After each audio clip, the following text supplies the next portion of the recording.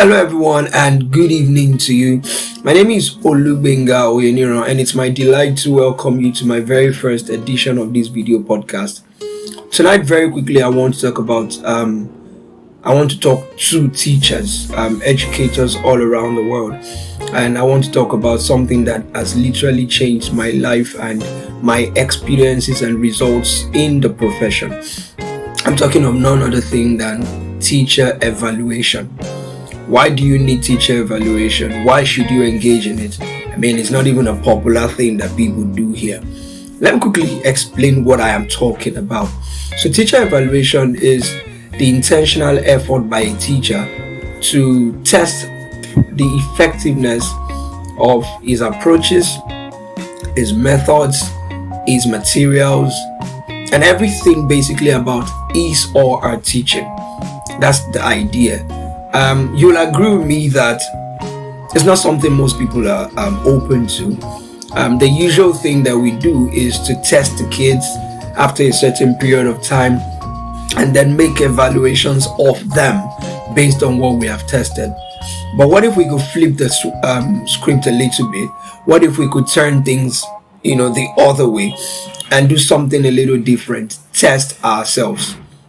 I did this many years ago and it changed my life. So what happened? It was the end of a term and I just felt like I needed to know what the kids thought about me and what I had been able to do. You know the way most of us as teachers can look at our own work and rate ourselves so well and conclude that nothing can possibly be bad, nothing can possibly have gone wrong. We've done so well. We just rate ourselves like that and we don't ever ask the consumers of our service, as it were, if they're satisfied. So this very year I asked for feedback, and what I did tell my pupils that year was be honest, be open, as exactly as you feel, let me have it. You feel very raw about whatever I've done, please let it come out. And then came the amazing outcomes. I had kids telling me, as far as I'm concerned, you're the best teacher I've known. You teach so well. You take the time to explain things. You love us, and I can tell. Those things were so exciting until I stumbled on something where a child said that she feels that my palms, the palm of my hands, are quite red. And every time she draws close to me or I am close to where she is, she always feels like I'm going to slap her. I'll say that again. So this is a child I actually loved. Like, I love all my pupils, but then this was a special one to me. Yet she believed that there was a redness to my palms, and she concluded that the possibility was there that I could slap her at any time. And that became the reason for which it was not as open as I would have loved it to be. I was open. I was willing to help, but she was withdrawn. And I never knew about that until I asked them to write that essay.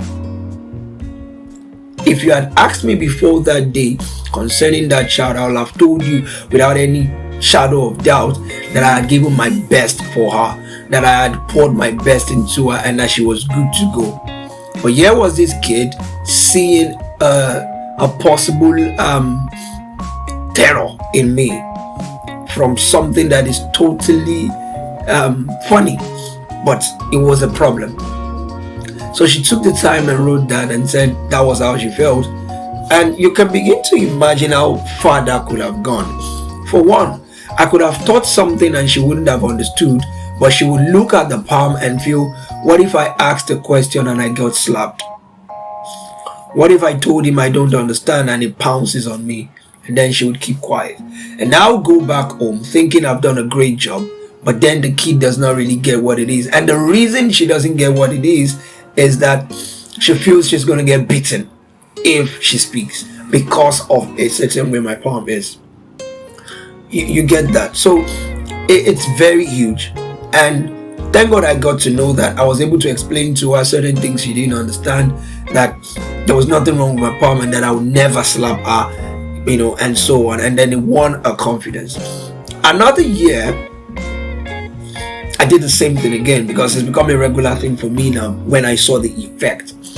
And in this very time, as usual, many kids will praise you. They'll tell you what they love about you, how you make them feel comfortable, how they think about you all the time, how they know they can talk to you. And those ones are good. And then there will always be that, extra, which is exactly what you need. You don't need the praises. You don't need the good words, as it were.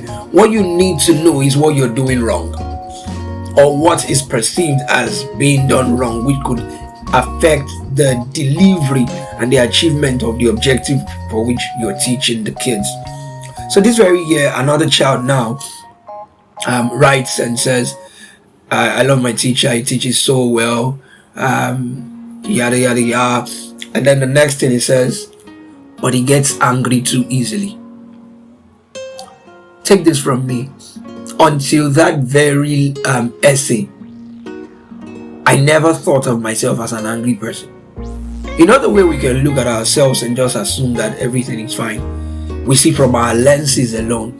That's actually the beauty of teacher evaluation for me. It allows me to see myself from the eyes of other people, especially children who still have their innocence intact, who do not really have the capacity to flatter you.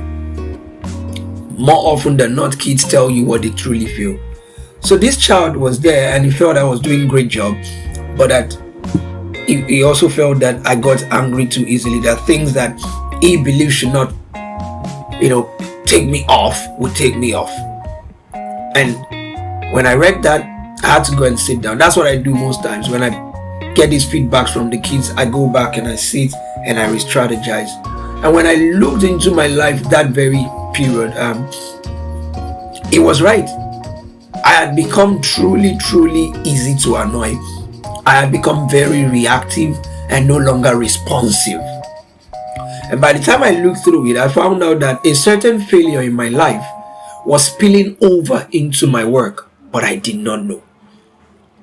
I had failed in a certain area of my personal life, and I had allowed it spill over without even knowing that something was off.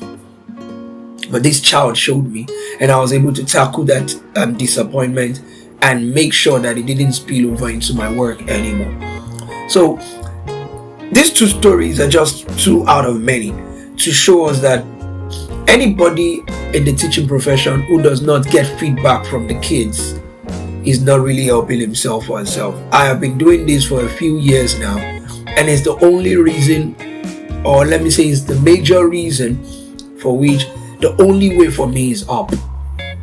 I'm always thinking solutions nowadays, because every time I do something, I go back to ask the kids how they feel about it. Of course, you will hear very funny deliveries as well from them, but in the midst of, even when they're speaking childish words, you could find truth. Especially if you believe truly in continuous change, you will always find out that they expect certain things from you that are very important and they're not getting them, and those things can influence whether you even are able to achieve your objectives or not. So dear teacher, this is me making a call to you. Try teacher evaluation going forward. Choose a period of the term where you just get to hear from the kids. You don't have to use an essay like I did. You might as well just hear them speak to you. And that becomes easier when you've created the atmosphere of a home in your class. If you're able to do this, most likely you're going to hear very interesting feedbacks from the kids that if you work on without attaching emotion, you will be able to do better. Because the biggest room in life is the room for improvement. And one of the reasons we have to embrace teacher evaluations, especially from the perspective of hearing from the kids, is that there's always going to be something for us to change. There's always going to be something for us to do better. There's always going to be something for us to improve upon. And it's very important that we are intentional about it. So if this has helped you in any way, please let me know in the comments. I hope to make this a weekly thing. But until the next time I come your face again, this is Olubenga Oyenira saying thank you for watching and bye bye.